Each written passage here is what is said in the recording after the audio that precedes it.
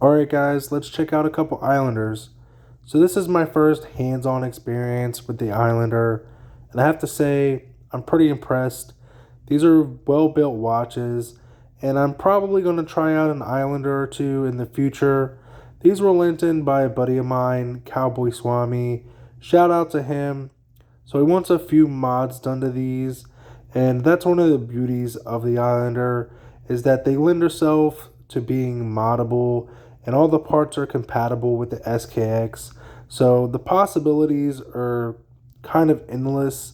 So he's chosen a few well thought out design details that he wants to implement. So let's get into some of the modding. Alright guys, so I'm going to start by removing the strap. And I sped this up a little bit for your viewing pleasure. Now we can go ahead and remove the case back. And when I do this, I always use a plastic Ziploc bag. And then I also use some masking tape on the case back removal tool just to prevent any scratches.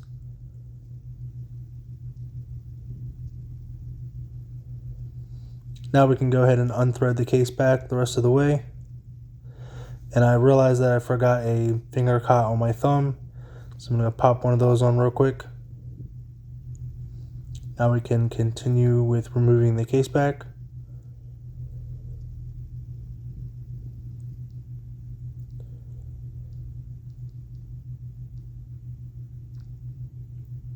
Alright, I'm going to zoom in here a little bit.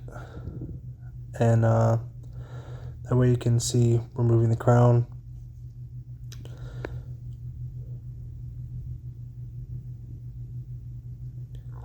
And I apologize because I didn't realize here that I didn't have the watch in the view of the camera. But yeah, you guys probably already know how to remove a crown anyway. So that's removed now. So I got the movement and the dial and the movement holder. I'm going to reinstall the crown.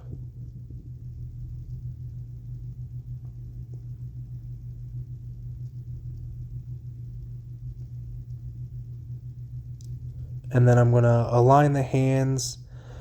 That way it makes it easier to remove them with the hand removal tool.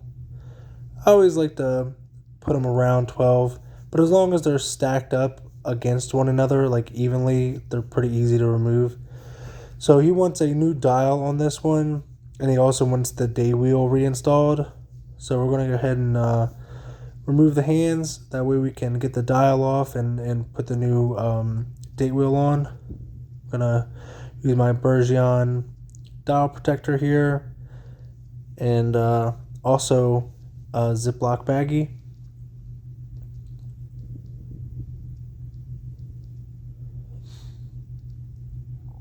Then I just use my little tool here. This is a pretty cheap tool off of eBay, but it works really well.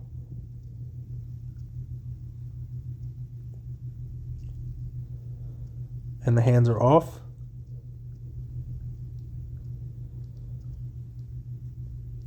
Now I'm going to go ahead and pick these up with some Rodico just because I don't want them to scratch. I do have brass tweezers, but I actually have scratched a handset in the past, and ever since then I've just been kind of weary to pick up hands or put hands on with anything else but Rodico. Now we can go ahead and pull the dial off. I just put a little flathead Bergeon screwdriver in between the dial and the movement ring, and then spin it around. That way it pops up on both of the dial feet. Set that aside. Now we can reinstall this little wheel that's used for the quick set on the day. That goes right here on this little post. And this is literally the entire difference between an NH35 and NH36 is basically that little wheel there in this day wheel. So I've just checked it there to make sure it's engaging properly before I put the little clip on. Now I can go ahead and install this. And I'm just going to use my tweezers to clip this down into place. And it just snaps on like that. And now I'm just going to check the quick set function of the day and also the date. And I always like to double check to make sure they're both functioning properly. And they are working good, so we're good to go. Gonna go ahead and install the new dial here. There's 2 dial feet that align with holes on the dial ring, and it's really easy to install. Now that the dial's on, I'm just changing the date over to 12 o'clock. That way I know where to set the hands at. And I've already got the hour hand aligned here, so I'm just gonna go ahead and press it on.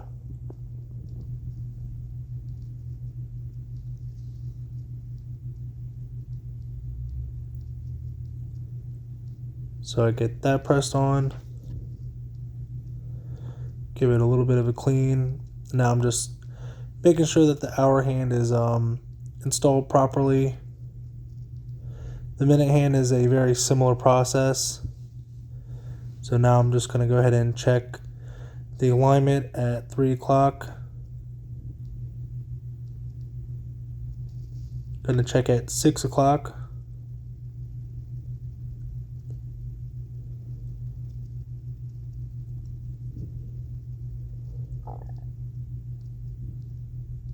Nine o'clock.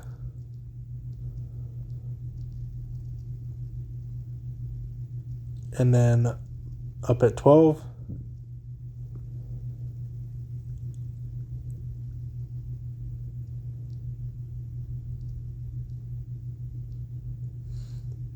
And then I'm turning it around one more time and check the date change at 12 o'clock.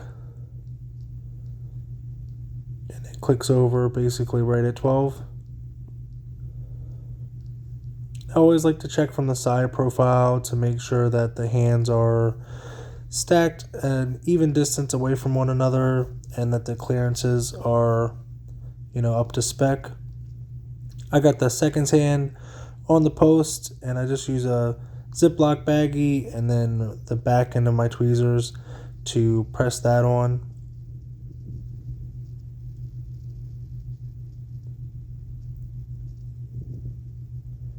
Now that I have the seconds hand installed, I'm going to recheck the clearance from the side. The seconds hand's running here, and I'm just making sure that it doesn't interfere with the minute hand. Now I'm going to go ahead and give it one last final clean and reinstall it back into the case. And there it is. I think it looks great. So came out really good and looks good.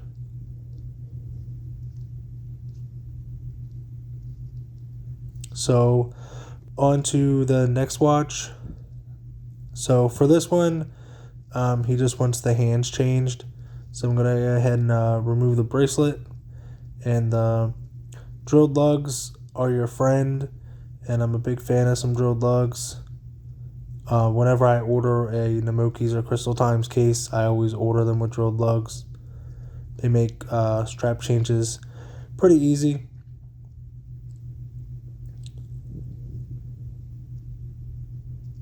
Trying to get that popped off there. And this is what I love about drilled lugs. You can see no gouges or anything like that when removing or installing the strap. And again, I use a plastic bag over the case back and also that masking tape. And this is why, because this case back's really tight.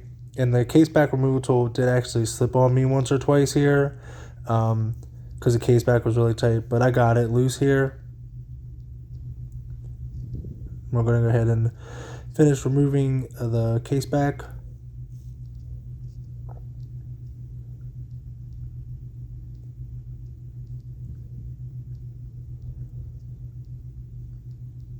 And I'm going to zoom in again to remove the crown. This time I do get it right in the frame of the camera. So This is how you remove them. Most people are aware of this. There's a little lever there with a dot. So now I'm going to reinstall the crown so I can align the hands. Again, I like to line them up at about 12 o'clock to make it easier to remove.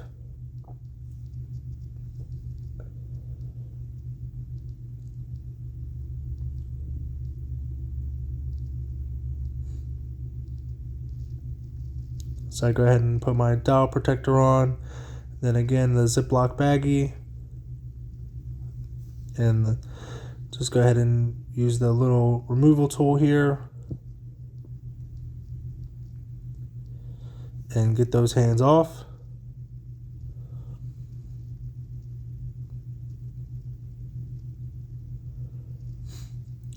Now I'm just changing the date over at 12 o'clock again so I know where to set the hands at. I also love this blue dial. So I got the hour hand lined up here. I'm going to go ahead and press it into place. I think this white hand set does match this blue dial really well. Now I'm going to go ahead and put the hour hand to 6 o'clock.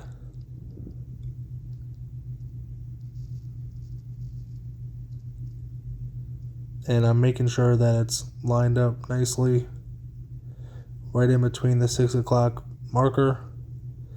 Now I got the minute hand in place.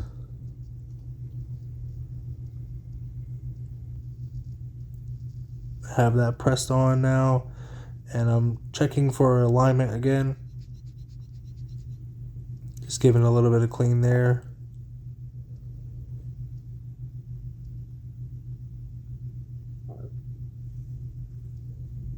Checking at 9 o'clock.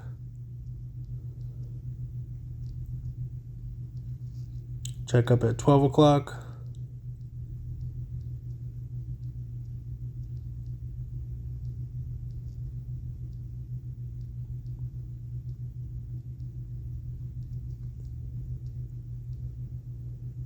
Three o'clock.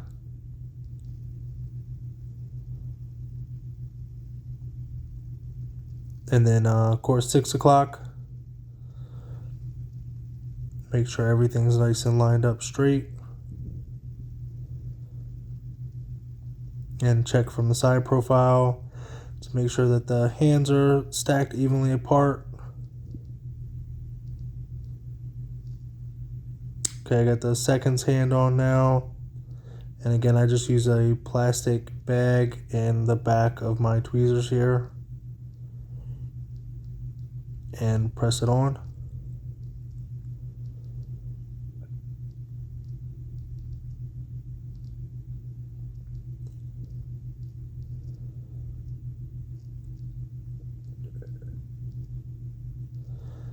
Now that the seconds hand is pressed on, I'm checking the clearances over again. So now I'm manually turning the minute hand with the crown here. Spinning it around, making sure that nothing interferes.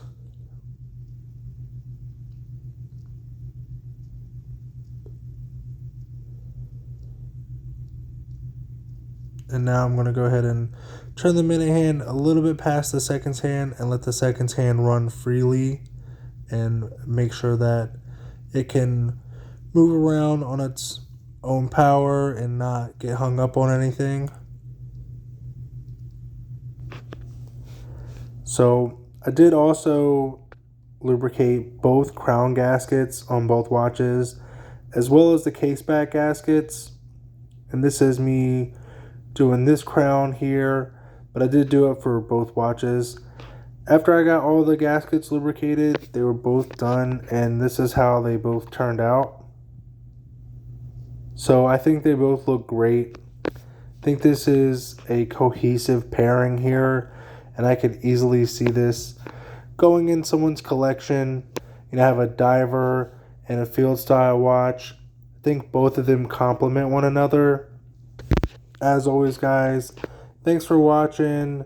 I hope you enjoy the video, and I'll catch you guys in the next one.